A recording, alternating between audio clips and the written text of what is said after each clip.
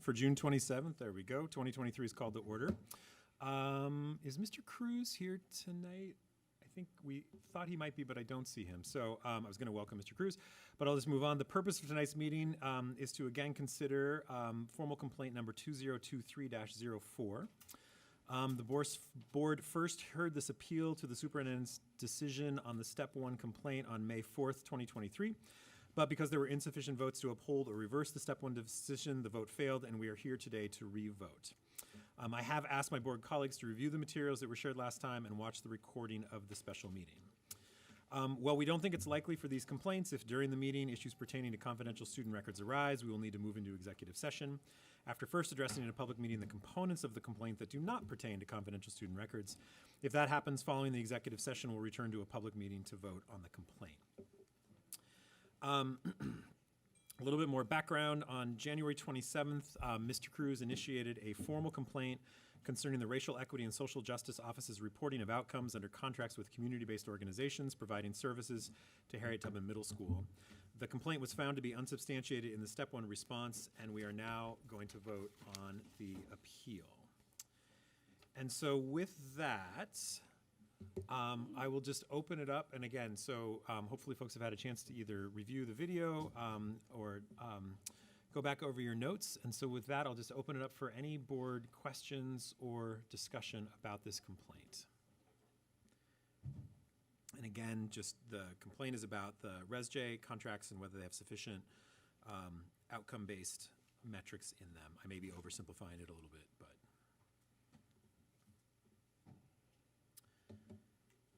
To me, what was interesting about the conversation before was that there was really meaningful. Do you have a mic, Amy? Sorry, I forget how to do this. I think that's only been 8 years. It's only been 8 years, Amy.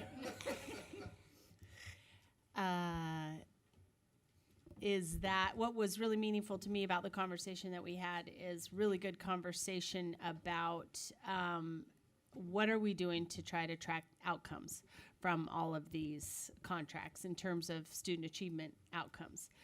But that's a completely different conversation than what the complaint is about, which is whether or not anyone was tracking the measures in the contracts themselves. And so all I want to say is that I hope that that bigger conversation doesn't get lost about tracking performance outcomes for all of our contracts, to Gary's point, not just our ResJ contracts, but all of our contracts, to just continually keep improving our description of expectations, our metrics for measuring whether those expectations are being met, and our monitoring as a board on how our contracts are really ultimately serving our students. Great. Okay. If there are no further comments, and General Counsel Large, just want to make sure we don't have a motion because it's a continuation. Is that right? So the motion still remains on the table? I think that's sufficient. Great. May I ask a quick question? Absolutely. And excuse me, I'm trying to finish my dinner. So as it stands now, we don't have performance metrics. I mean, we have the list of criteria, but we're not tracking it yet, and we will be because they'll be aligned with the strategic plan. Is that correct? Dr. I'm just like a status update because I think it's he brings up a really good point about measuring performance. I think that's really important, especially for black and brown kids. Absolutely. And so what we have, I didn't know Ms. Ledesma was here virtually. Sorry, we do track performance measures for all of our contracts. We track both outcomes and outputs that are aligned to a logic model that each of our partners prepared at the outset of their contract with us. So each quarter, they provide information on the number of hours that they've served, the demographics of their staff, and the number of students served. They also provide information to us, such as their student account number in Synergy, so that then we can, on the back end, look at some of the more long-term measures, such as attendance, student credit attainment, high school graduation, etc. They also provide qualitative data in the form of narrative once a quarter that speaks to some of the more discrete goals, such as how students are progressing along their individualized case plans, how families are attending and have a greater awareness of PPS initiatives, the amount of funding that they've leveraged from Multnomah County and beyond to be able to provide scholarships, rent assistance, other stabilizing factors in student lives. So we do have all of that information, and it does align to the goals that are outlined in their contract. Great. So my question was about, yes, I know that we have a count of students. I was wondering about the academic piece, though, because it says academics are mentioned, but are we, with those individual IDs, are we tracking academic performance beyond all of the other criteria? We are able to do that. So if you'll recall, there are 5 racial equity strategies. Not all of them are tied to academics. So the 2 most closely tied to academics have to do with wraparound services. We're wanting to make sure that students have all of the academic supports that they have. In addition, they have SEL and basic needs being covered so that they don't have any barriers to graduation. So that is the one that's most closely tied. But we have others where the body of literature say that over time, they'll have a positive correlation with graduation or with student success, such as one where we track the number of hours that are spent with families, the sense of belonging that families and students have into the school system, but we don't track necessarily an academic indicator, or have we ever required one for that.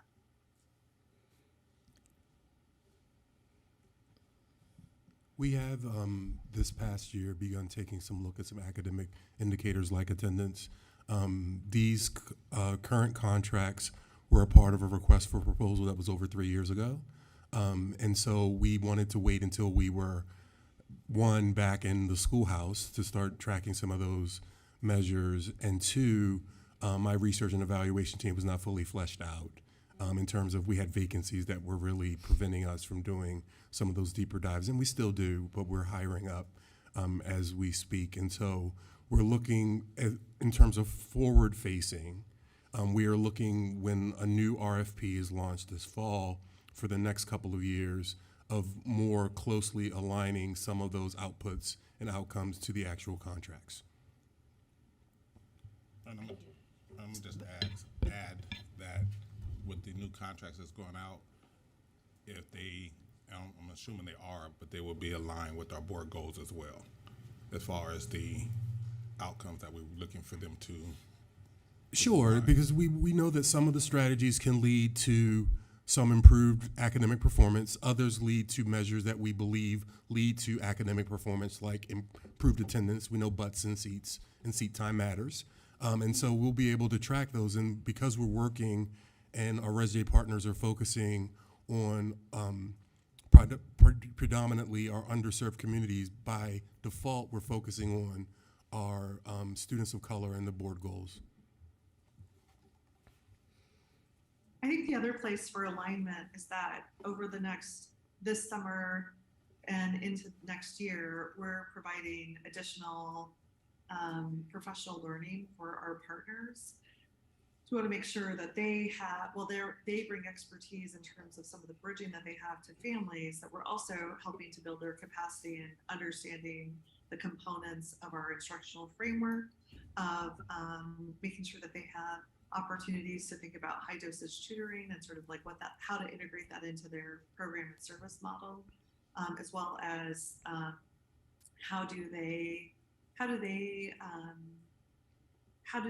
their logic model for services align to the board goals. So when the RFP was out, the board goals were still in process. So there's a great opportunity in the fall for them to speak more discreetly and to develop their logic model aligned to the board goals. Great. Thanks, Danny. And to give, so. Great. Any final board comments before we vote? So Director this- Meadows? It's just a question, I think I've raised it before, but I want to distinguish between the look back and a look forward. And I really appreciate the look forward. So I'm going to start with the look forward, because that's where we're going. But I'm going to come back to the look back, because I think that's what the complaint's about. So the look forward is, this fall, all of the contracts that we have that relate to students, whether they're RESJ contracts or other student performance-related contracts, will all have outcomes embedded in the contracts going forward? Or are we going to use the draft, in this case, PPS, for at least the RESJ contracts, the draft PPS RESJ partnership investment strategy outcomes that are listed? My understanding, go ahead, Mr. Zazza. Moving forward, I can only speak for the RESJ contracts. But I want to be really clear that they do contain outcome measures looking backwards and moving forward. So yeah, you can imagine that, but the language change will be more, we were using most of the language aligned to the Cradle to Career movement here locally, and now we can align them more closely to the board goals. Okay.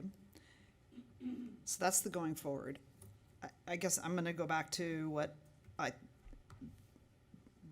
think is his complaint, which was, he said that the lists and links does not link to the recommended outcomes as found in the draft RESJ partnership investment strategies. So it's my understanding that at the last hearing, we were in COVID, so we didn't do that, but going forward, we're gonna do it. So does that mean that we had some outcomes, but not the ones that were in the draft 2020? And I guess is the district saying that those don't we collected other outcome data versus what we had in the RESJ partnership investment strategy draft that was posted? So looking backwards, our partners have consistently reported against the outcomes in the outcomes and outputs that are contained in the contract that were aligned to the logic models that they updated after the RFP process. The logic models were scored by myself and my team, as well as district leaders across the district, including in the academic side of the district, and our partners have consistently reported against those, often in narrative form. The basis for those logic models was using the Cradle to Career, or many of the outcomes that you saw, but it was inappropriate for all of them for each strategy to use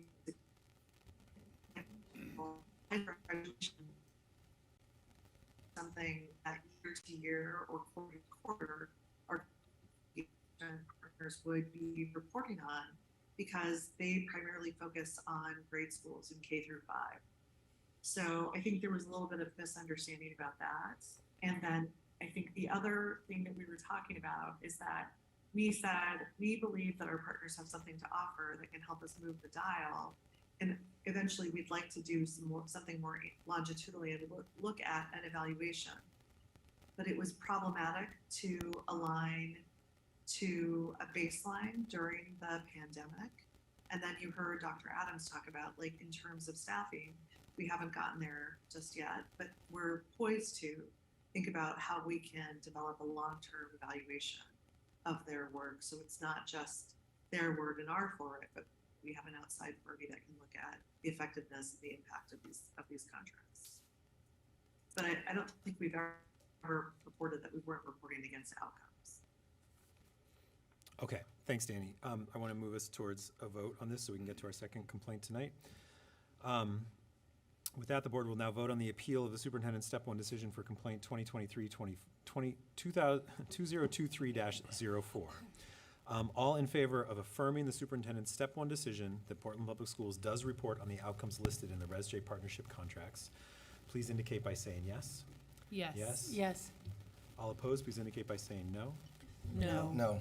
Okay, I want to do a roll call just to make sure that we get this accurately. We'll start down here with Director Green. No. No? Yes. Yes? No. No. Yes. Okay, the superintendent's decision is not affirmed by a vote of 3 to 4. And we are done with that matter. Sorry, let me grab my script here. All right, moving on. I think I'm actually technically adjourning that meeting and reconvening now. The special board meeting of the Board of Education for June 27th, 2023 is called to order. Welcome, Mr. Bechtel. Am I getting that name correct? The purpose of tonight's meeting is to consider complaint number 2023-05. We understand that discussion of your complaint may involve discussion of your child's confidential student records. We understand that you've relayed to the senior board manager that you do not want the board to move into executive session if there is discussion of your child's educational records. Is that correct? Correct. We waive any privacy there. Great, just want to make sure that's clear. For your complaint, you'll have 5 minutes to provide your comments, and following your comments, board members may follow up with questions for you or for staff. Just for a little bit more context, you filed the complaint on May 8th, 2023, in which you outlined the following. 1, that Summer Acceleration Academy is discriminatory, and that 2, your child, who is on an IEP, does not qualify for extended school year services, recovery services, or any other summer academic program. And today you are appealing the findings that those complaints were unsubstantiated. And with that, do you have any questions about the process before we dive in? No, I think I've got it. I understand that we have 5 minutes. I did submit some testimony, and I hope you had a chance to read that. Because it's so lengthy and I'm a little verbose, I'll just get into the high points. First of all, good evening, PPS Board, Superintendent Guerrero, and PPS staff. Thank you for taking the time to listen to us tonight. My name is Tyler Bechtel. This is my wife, Nicole. We value your time, and we value you taking the opportunity to hear us. We've appealed our formal PPS complaint because we believe the investigation was inadequate, and we hope in the next 5 minutes to, as concisely as possible, help you understand while our complaint is likely mitigated now, it still should be substantiated. The 2023 Summer Acceleration Academy criteria, we believe, was discriminatory, not just for our child who is on an IEP, but also for historically marginalized student populations. On April 13th, we learned that our second grade daughter's friends had received SAA invites, and we inquired with our daughter's IEP team. We had assumed that she was going to go. She went the previous year, and we found out the criteria had changed and she didn't qualify. We were shocked. The IEP team was shocked too. We inquired a little bit more, and we were told that the criteria was being withheld for privacy concerns, and they weren't allowed to share it with us. A bit about our daughter: she's in general education classes, normal class. She's pulled out for speech and reading purposes, and she's on an IEP for speech and communication. If you dig a little bit deeper, well, actually at the top, the process is different this year. Why? Resources was pointed out, and if you dig a little bit deeper, you'll see an explanation in there under the Summer Acceleration Academy information for schools on student selection and enrollment. There's also a block in there where they claim that it's for privacy reasons why it's being withheld. We believe that that's not a valid reason for withholding it. It was eventually released. The criteria was between 10 and 40%. For financial reasons is the best we can tell. Well, what that did is it excluded the 1st through 9th percentile. And when we looked around at our school community and we saw who was being excluded, It was all kids on IEPs, and it was all kids in historically marginalized communities. We started reaching out to our community, to other schools. It's at a hub school, so you can know the other parents.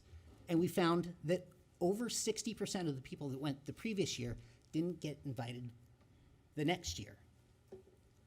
We worked with our IEP team to figure out what we could do for a summer support for our daughter. You'll notice that Recovery Services is mentioned in Doc 1. It was sent out around the same time, the very beginning of April. Keep in mind, we had no notification from PPS that this was occurring. It was us being proactive with our IEP team that we found out there was no summer support for her. We searched from April 13th until I think somewhere around May 26th, we first learned that there might be a program being developed. In that time, we had hours and hours. I have 6 hours just in preparing this document for you. Imagine the time it took us complaining, calling, searching to find out that there was nothing for our daughter. We believe our daughter was being denied a service due to her disability. Plain and simple. And there's kids like our daughter that were in the same situation, and there's a huge percentage. I have some anecdotal numbers in here that was just an informal polling of teachers at multiple sites, and this is the best I could come up with one site. And if they don't shock you, I really don't know what to do. Of the kids excluded this year that did not meet the eligibility at one school, over 70% had disabilities. Now, in the findings of my complaint, they point to the fact that 20% of the student population, PPS, has disabilities. Over 20% of the people that were invited under the original criteria had disabilities. So obviously, they don't discriminate. But that's kind of a base data error. The parameter for a remedial program is not the entire student population.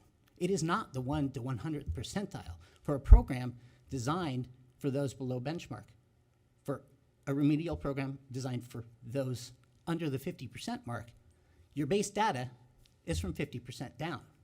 So, Mr. Bicto, we are over the 5 minutes. If you could just wrap up with a summary, and we did receive Okay. this in advance, and I know I read it thoroughly. So, Perfect. Yeah. Well, then our ask would be that you find, as for complaint number 1, that that it was substantiated, that it was discriminatory, but that it has been mitigated. And for complaint number 2, again, there was no summer academic program from April 13th until June 6th, when we filed or when we registered her. We were discriminated toward that. We spent hours, the community spent hours and hours and hours during that time. We were absolutely discriminated against, and you can't undiscriminate against us. That needs to be substantiated. The data that I mentioned anecdotally, the school board and PPS owes it to the community to look at those numbers and explain how this happened, who made the decision and why, and make sure it doesn't happen again. Great, thank you. Don't go too far. We're going to hear from staff, but the board may have questions for you as well. So, thank you. Superintendent, do we have staff to respond?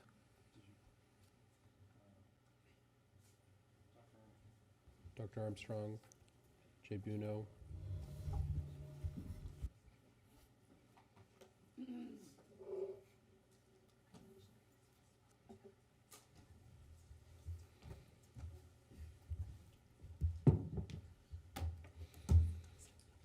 Great, thank you. Yeah, absolutely. Thank you.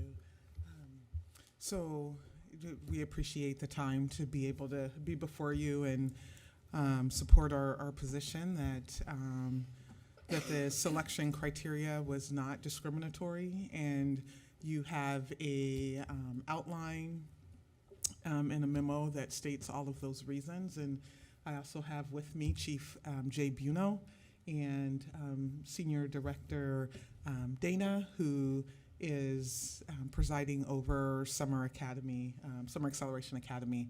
And so we're happy to answer any questions. I myself, Kimberly Armstrong, Chief Academic Officer in the Office of Teaching and Learning. I'll open up with a question and then open up the board. So I had similar concerns, and I think Mr. Bruno, you and I chatted about this just, when I sort of saw it popped up on social media a little bit, that there was sort of this limitation.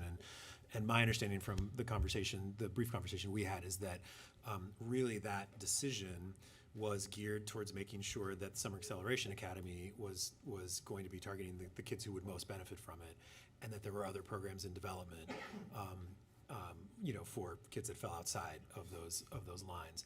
Can you just talk a little bit about that process, and also have we, at this point, are we serving all the kids who need to be served as part of our summer academies, summer programming? No, I appreciate that, Chair Scott, and I'm wondering if we start with just a little bit of history on the data collection at the conclusion of last year's program that helped to drive some of the decisions on how to best serve students moving into this year. So, Dana, you want to? Sure. So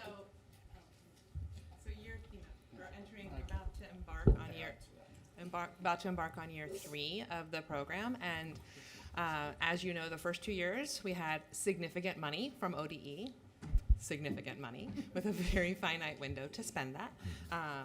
We do not have those funds this year, and so the district prioritized some of our ESSER dollars, but not the abundance of funds we had the previous 2 summers. Last summer was, after coming back from our first year in person, we partnered with Recovery Services, which was a layer that was offered as part of special education services, and we partnered with that program to offer programming for a number of students.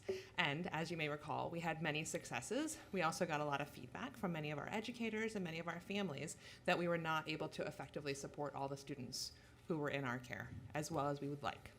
And so based on that, we, the Office of Teaching and Learning, partnered with our colleagues in the Office of Student Support Services to analyze a variety of sources of data, feedback from families, feedback from educators, outcome data, all sorts of feedback from our administrators, various sources of data to inform our decision making around this summer, knowing that we also had more finite resources. So we knew that we wanted to have a refined program, hoping that ODE might come through with additional resources, always hoping that we would be ready to prioritize more resources and more programming if that came to be.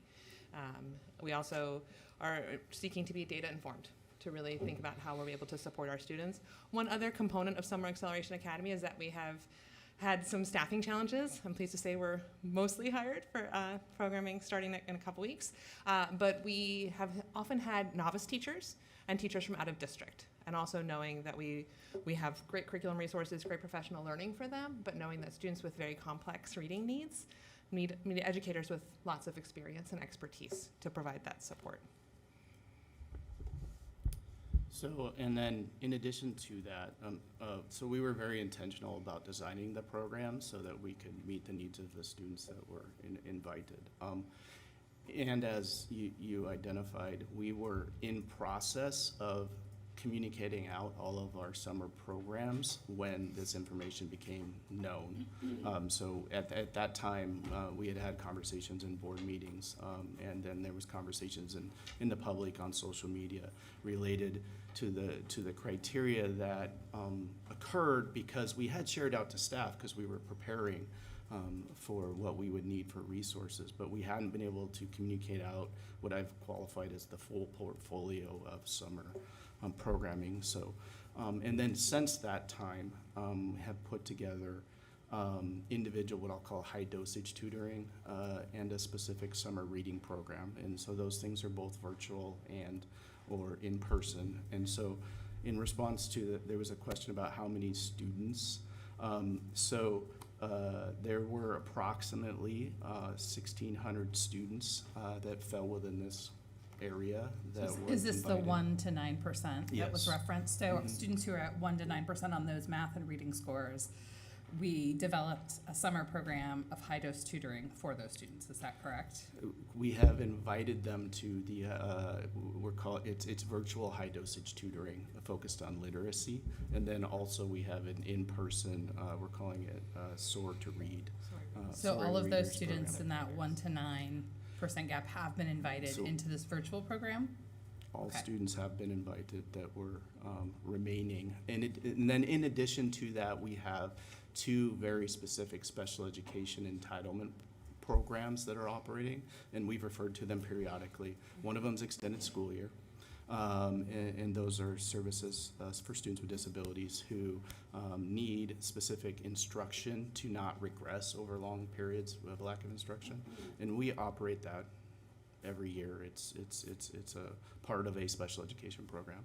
The other major program that was connected with Summer Acceleration last year was our Recovery Services program. And this is the last year of that, but that's the program specifically required across Oregon for students with disabilities who have IEPs who were disproportionately impacted through the pandemic and the various recovery. And you just said this is the last year, so we don't have funding for that. We will not Going be forward. Correct, federally or at the state level for recovery service. However, when you take out the students involved in ESY, when you take out the students involved in recovery services, the students that were remaining that fell within those percentile ranges have been invited to additional opportunities. And I don't want to just emphasize those 2 because there's a whole catalog of supplemental and enrichment programs that we're offering this summer that all students were invited to. And I know that this complaint specifically is about academic programs. And so I think I know we have a lot of other enrichment, but I know that this was targeted, focused on academic. I do recall last year getting lots of concerns from educators about the programs that were happening, and I really appreciate that the staff took the time to look at those outcomes and to really target those dollars. When does the high dose tutoring start, and what have we seen with that so far this year?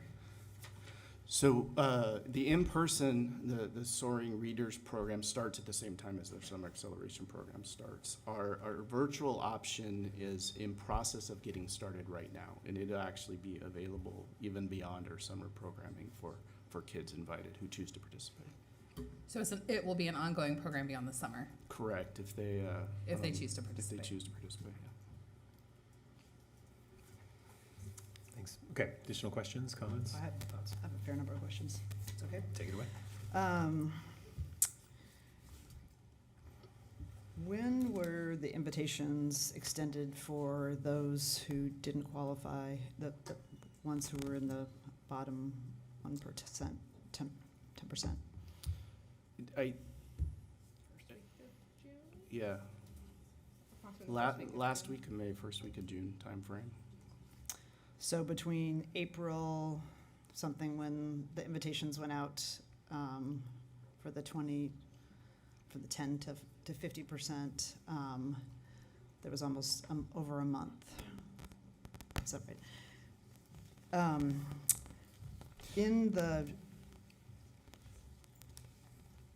In the response to the complaint, there's a statement that says, you indicated a lack of interest in exploring other enrichment programs, and I find that curious, just given the amount of, what prompted that statement, because if I look at the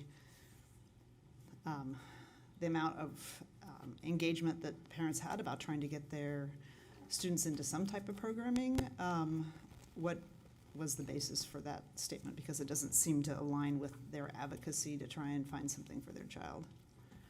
And a lot of the other advocacy was happening. I'm sorry, I don't know that I understand what you're asking.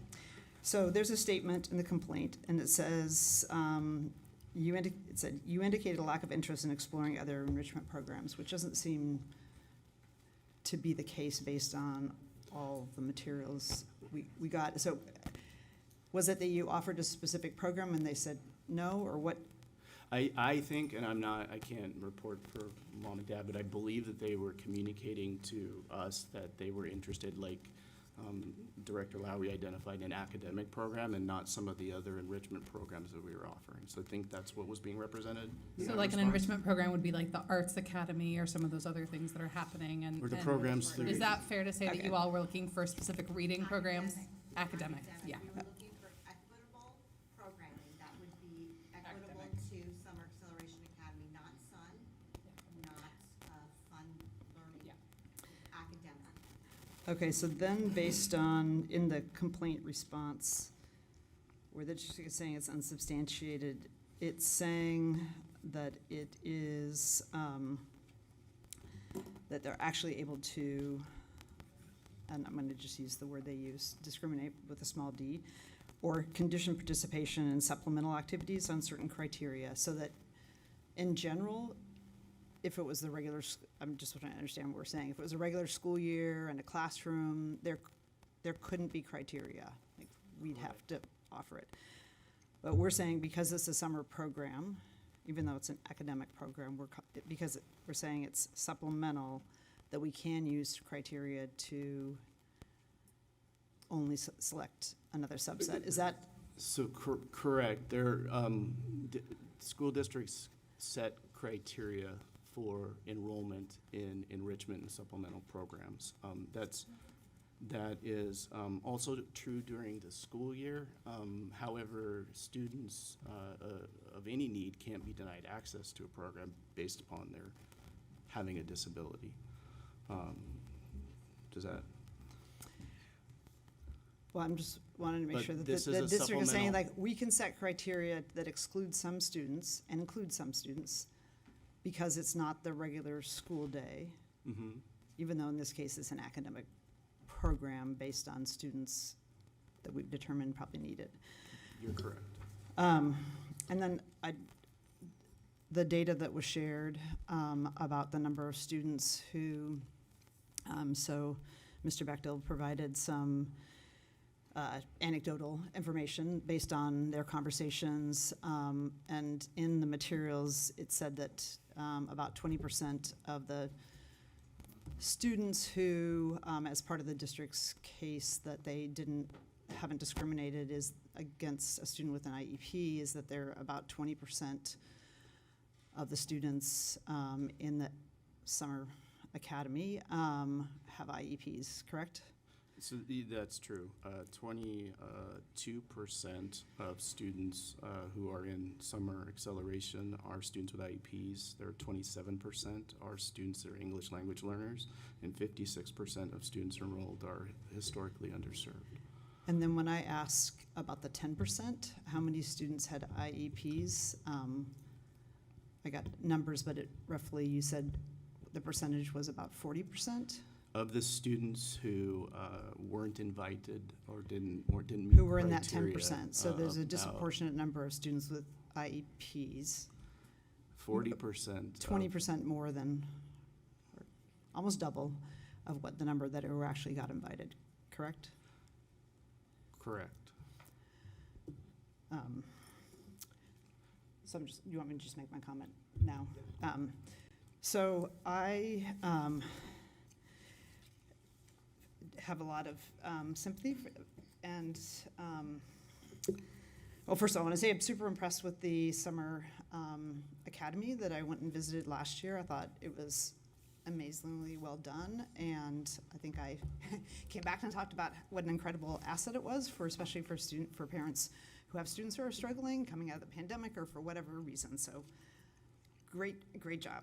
But as a parent of a child who always needed summer supports that when it wasn't available, I can just imagine the just how frustrating or concerning it would be to have your student in the lowest percentile and not be included. And even with assurances and good, well-intended assurances, it wasn't like it actually like, here's the program that your student can be in. And so, you know, I just look at the data, and it does seem that while it may be at the end of the day the students got in, sequentially they got almost put at the end of the line, and just how I mean, I know that, like, summer's coming and my student doesn't have any support feeling, which is a horrible feeling for a parent. So, you know, when I look at it, it seems like it came at sort of the last minute after a complaint had been filed, and it, like I say, I don't know what the intent was, but the way that the impact that came down seems like that those who needed it most were left with the least information, which is, as a parent, when you don't have your own information, it is, I think it's hard for parents to navigate through that. I also am just concerned that, and I saw in the materials, there's an email in there, and I just want to acknowledge to my board colleagues, like, yes, I did send an email back in response, but this also because the district never informed the board that we had a complaint on this particular topic until we received the materials last week. So I apologize that I sent an email, but it was in response to an original outreach, and we weren't, the board wasn't informed that we had an active complaint. So I'm looking at this just in the sense of how this landed, not what the intent was, but how it landed to parents. And I think, yes, it's been mitigated, but that doesn't mean it didn't happen. And I appreciate that it's been mitigated.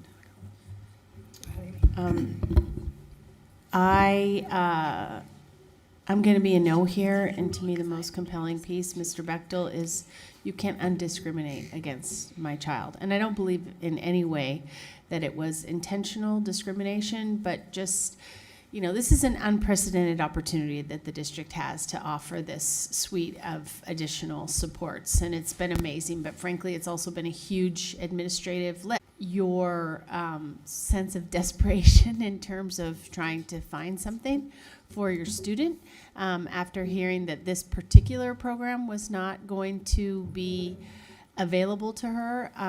And, you know, when I first started inquiring about it, I was told that there are going to be some opportunities for these students, who the Summer Acceleration Program is not targeted for. And so, you know, that was information that was meaningful to me, but you didn't have that information at that time. And so you went out and you advocated like crazy for your daughter, which is what I would do as a parent. So, you know, live and learn. This team has done an amazing job of putting together really high quality programs. I'm sufficiently convinced that all of our kids who need these type of services are going to have access to something this summer.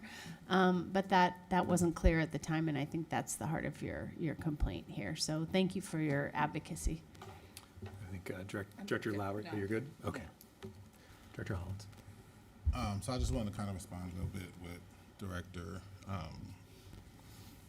Brim Edwards said and push back a little bit. There is never a small d in discrimination. It's always a big capital D. But I do have a question. So when we were looking at the Summer Academy stuff, was the intentions always to look at from 0 to 10 as well? Or did that come up after any complaints? Or was the intention always to try to find something for those that was under the 10% gap? So our intention. Just keep talking, I'll figure it out. Keep going. Our intention was always to provide a robust offerings to all of our kids and ensure supports were available. And also to design and support a Summer Acceleration Academy that was based upon feedback we had that would meet that need, and then provide other programs or services for kids. And it's unfortunate through this process that the communication to staff that we started to begin to set this process in motion was what was received to the families before we could communicate out what our offerings were, and you know, we can see where our attempts to try to get things moving forward created a communication gap for some of our families, and we intended to provide a robust offering of summer programming within the budget that we had available to us and the staffing we have to support that the whole time. And I sat before you, I've sat before you like multiple times now, and I identified that. And so I will assert that there wasn't a student discriminated against that has a disability within this process. And because of circumstances, communication got out before we were able to facilitate it in a manner we would have liked to for all of our summer programming. That includes our ResJ partnerships, that includes our Migrant Ed support, that includes our English language supports and summer acceleration. Can I add if I could add two other details? One, much of the feedback we got from our school-based leaders and educators was that having them generate the lists and go through the process of finding the right students was a burden on them. Just because, I was a classroom teacher, I was a principal, all the things that they have to do in the course of school. And so this was a service we were intending to provide clear guidance, clear list, like here are the students. There were some trade-offs with that, right? Because there were some teachers who didn't know, again, many lessons learned. The second piece is there was a mention of the gap between the time the initial invitations went out and the time of this program. Part of it is we extend invitations and we don't know who's going to respond. And we want to make sure we are prepared for whomever we are inviting, right?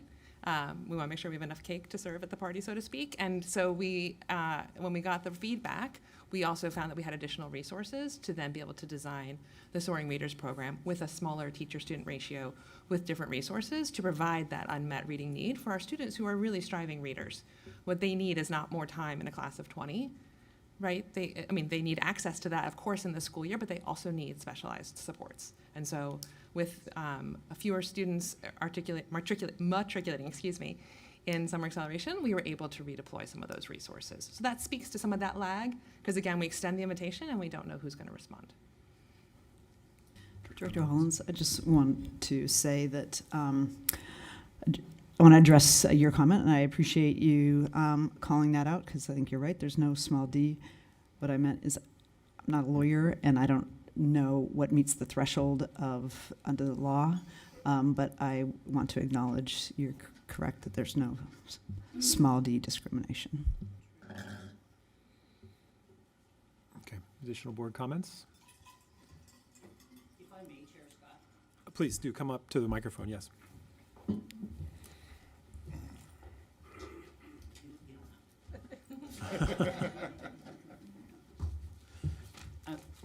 I'm sorry, I'm just feeling as I had 5 minutes to present my case, and then 3 staff members had 20 minutes to rebut it, that I could take just a few minutes, if I could, and talk a little bit about intention. And Director Hollins, I don't know if you noticed, but Mr. Buno didn't completely answer your question. Was the intention to provide something for that 1 to 9 percentile? The intention was to provide robust programming with the resources we had. That didn't answer your question. And if we're looking at intention and culpability, why was this a discrete criteria hidden? Why from April 13th to May 23rd, after several emails to all of you, after several emails to all of the senior leadership, after Mr. Buno assigned someone from the special education department on May 11th to May 22nd to assist us in navigating? Why was the only thing brought up? Sun School has a lot of activities. Why did someone not say, we're in the process of developing something? We don't have the money. The legislature, the Senate walked out again. We don't know what we're going to do. I've got news for you. This will happen every odd number year. The legislature is going to take the last second to drop your budget. So, is the discrimination okay just every odd number year? That's what I really think you have to ask yourself. Like, honestly, why were we hiding the ball here? When I said to them, I think you're discriminating, why didn't someone look and explained, look at this data set? Why didn't someone say, oh my goodness, what about those 1 to 9%? What about the percentage of historically marginalized. I don't know if you have that data. Is that higher than those that were admitted? I'd be interested to know that. We're not only here advocating for our daughter, we're advocating for PPS staff to make moral decisions. We're advocating for criteria to be held up against your stated racial equity and social justice policies. And I think if you held that criteria up, the release of it, I don't see how you can't find that we weren't discriminated against. Literally, days before school. If their intention if their intention was to create a program, when were they gonna do it? When were they gonna do it? Because to me, and especially since Soaring Readers is meant for rising third graders, surprise, my daughter's a rising third grader. The other thing, WIN, the virtual one-on-one instruction, who's the contractor? Who are the teachers? Is it fair, adequate, public education? No, it's gonna be a contractor. It's gonna be the lowest bidder. And it's not happening now. It's still being developed. It's still being developed as we speak, I guarantee it. And that is what frustrates me. You wanna have enough cake for the party? You guys threw a party, you ordered a cake, and you were gonna give historically marginalized people and kids with disabilities cake if there was some left over. Thank you, Mr. Bechtel. General Counsel Large, did you have a comment? Yeah, Oh. I'm trying to remember though. Well, let me go ahead and get it on the record. So I don't have a note in my script for a motion, but do we need a motion to consider this complaint? No, you don't. Okay. And the other question I have for the board is there really, and actually also General Counsel Large, make sure I'm doing this right. There are two pieces to this. Would the board prefer to vote together on both of them, or would the board prefer to separate these into two separate pieces? I assume it's okay if we choose to do that. Yes. And again, one of them is that Summer Acceleration Academy was discriminatory, and the second was whether there was a program eligible. I'm sorry, I'm not getting the exact wording right for this student. So there are really two pieces of this. Would the board prefer to vote on the whole thing together or to separate those out? Is the second piece, was it mitigating? Is that Both pieces were unsubstantiated. So again, I'll read it from here. The first complaint allegation is the selection process for access into the Summer Acceleration Academy program discriminates against students with disabilities. That's one allegation. And the second is that there are no summer academic programs for the student for their student who has an IEP. Sure, Scott. I've had ample time.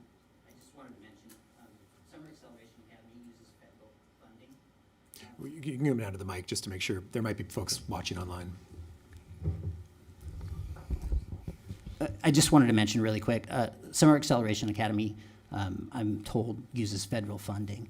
And while it might be PPS's position that a supplemental program can have a different set of criteria, I would be careful about that, because I don't necessarily think that you would prevail in a 504 complaint based on that. Thank you. I did want to just say one thing, and that's, I think we at this board have talked a lot about accountability, and are our dollars really going for things that are making a difference for our students, especially on those third grade reading, fifth grade math, high school readiness, and post-secondary readiness. And what I heard from staff today is what they did is looked at past the Summer Acceleration Academy and how do we do the most with the least resources we have, data-driven. And then I think saying we understand that 1 through 10 percentage of students need something different. We don't know what that looks like, and we're developing it. And I do think we dropped the ball on communicating that, on reassuring families that those kids weren't going to be left behind. And I can sense the frustration, and I think that was a mistake, the way that was handled. And I think that I'm going to be a yes to support both parts of the complaint, because I think that was the intention and we're moving forward. And again, I would just this is my last board meeting, and I'm going to say again, we constantly hear calls from people to cut central office staff and put more people in classroom. Our central office staff are the ones who manage these kind of programs, design them, develop them. And the more we're cutting in central office, the more these kinds of impacts are going to happen, where things aren't communicated, where it takes longer to develop the programs. These are the people who are doing it. And so it's not like our central office staff are not serving our kids, especially our historically underserved kids and our special ed kids. So I think it's really important that we as a district invest in all parts of our system so that we can support our struggling readers most effectively with data-driven programs that really will get your daughter, where she needs to be for that third grade reading goal. So I'm going to, assuming there's no objection, I'm going to separate these into two different pieces. Can you tell us again what they are? Yes. So we're going to start with and so I need a motion. Sorry, I just want to make sure I get this right, because I don't have motions on either one of these. I need a motion to, go I ahead. think you can proceed without a motion. You're going to take a vote on it. You have to vote today. So Great. I think you So can just then- proceed to the questions. Then we are going to take the first question, which is, again, whether or not the selection process for access into the Summer Acceleration Academy program discriminates against students with disabilities. Did you have any other comments, Director Hollins? I think you. Yeah, when I hear the word discrimination, of course, that it really, perk up my ears. And I want to make sure that we're clear, with accountability of bad communication versus if something is discriminatory or not. It's hard for me to, and I was trying to remember when this issue came up during the year, and it was talked about as far as the other, the 1 to 9%. And it was talked about. I don't remember when it was talked about, but it was talked about, and it was talked about in the form of us looking at other options or other things we can do to serve those populations if things was in development. Now, the fact that it didn't get out to community, I think that's on us. Our communication, we just messed up. I don't think it was intentional. I don't think it was unjust or prejudicial on the terms of discrimination. So I'll probably be a yes on that one. That was it. So let me structure this first question. So the all in favor of affirming the superintendent's step 1 decision that the complaint was unsubstantiated and that the Summer Acceleration Academy program and selection criteria do not discriminate based on disability. Full stop. Does everyone understand that? Okay, so all those in favor, say yes. Yes. Yes. All those opposed? No. I'm going to do a roll call. Can we start with Director Green? Herman Green. No. No. Yes. Yes. Yes. Yes. No. And I believe that's everyone, so there are no abstentions. So the superintendent's decision is affirmed by a vote of 4 to 3 on the first part. And then the second vote is all in favor of affirming the superintendent's step 1 decision that the Bechtel's child qualifies for and is enrolled in the Soaring Readers Program and eligible to enroll in the virtual Summer Win Reading Support Program. Does everyone understand the question? Was that the complaint? That wasn't the complaint, though. I mean, that wasn't what his complaint was. There are no other summer academic programs for your student who has an IEP. And that was unsubstantiated. Say that again. Well, there wasn't at the time. If Mr. Bechtel is going to speak, he needs to come down to the microphone. So, and I really want to continue with the vote. Go ahead, Mr. Bechtel. I'm sorry. No, it's okay. Director Constam called you up. Go for it. At the time of the complaint, all the way up until 2 days before the complaint was, the findings were issued, there was no program. There was no mention of a program. There was first a mention that something was being developed approximately a week earlier, at the very end of May. Thank you. General Counsel Large, could you frame the second question for us as it was stated in the complaint? Because my script says something different. Yes. There are no summer academic programs for your student who has an IEP. That's the complaint. And so again, That's the character that, I'm sure they didn't refer to their student as your student. So I want to Yeah, and I just want to make sure I'm framing this correctly, because again, we're going to frame it in all in favor of affirming the superintendent's step one decision. And again, I just read my script, but I was told that that was not the accurate complaint, so I want to make sure I'm getting this right. I'm looking for the actual complaint language. This is the recharacterization of it in the Memo. Hold on just a second.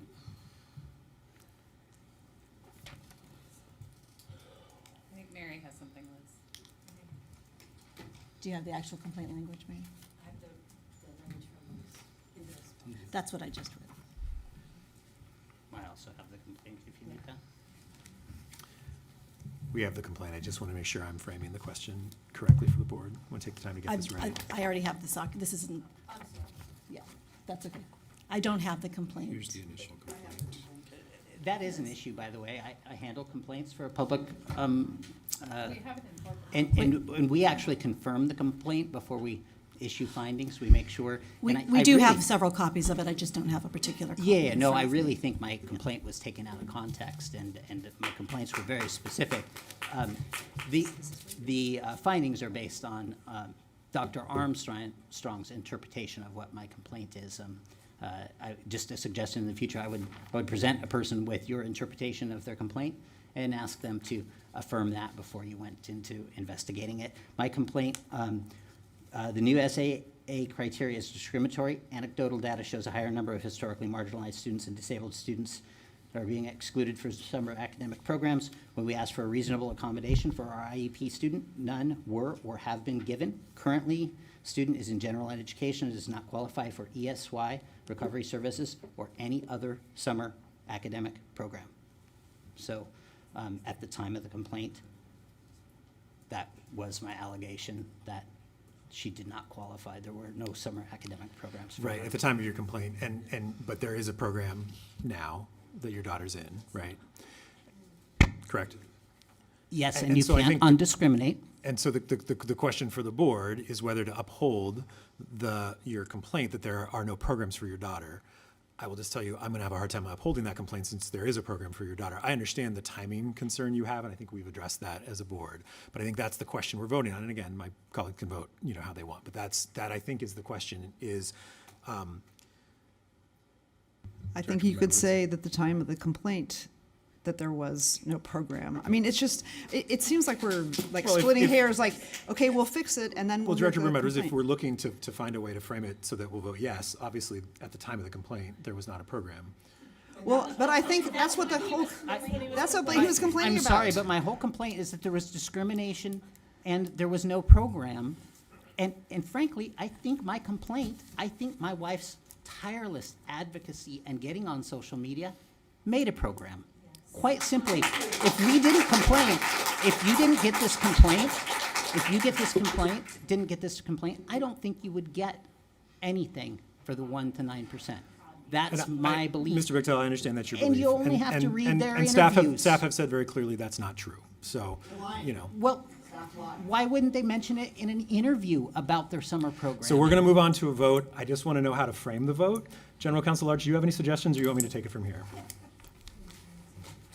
Show some proof. Show some proof that that program was going. Show some Please proof. Where's do the not receipt? yell from the audience. Where's the receipt? Please do not yell from the audience. You're not helping. So the board is asked to substantiate the superintendent's finding that the complaint that says, currently, student is in general education and does not qualify for ESY, recovery services, or any other summer academic program is unsubstantiated. Is currently.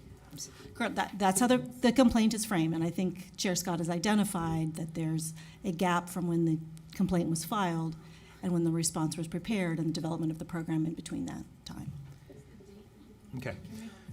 Yep. So, as General Large said, or General Counsel Large, all those in favor, please indicate by saying yes. Yes. All Yes. opposed, please indicate by saying no. No. So we're going to do a roll call. Director Green? Herman Green. No. No. Yes. Yes. Yes. Yes. No. The superintendent's decision is affirmed by a vote of 4-3. This portion of the meeting is adjourned. Thank you, Mr. Bechtel, for being here. Thank you, staff. Thank as you well. for your time. Mr. and Mrs. Bechtel, I hope your daughter has a good experience this summer. Okay, we are going to move on. So we're adjourned there.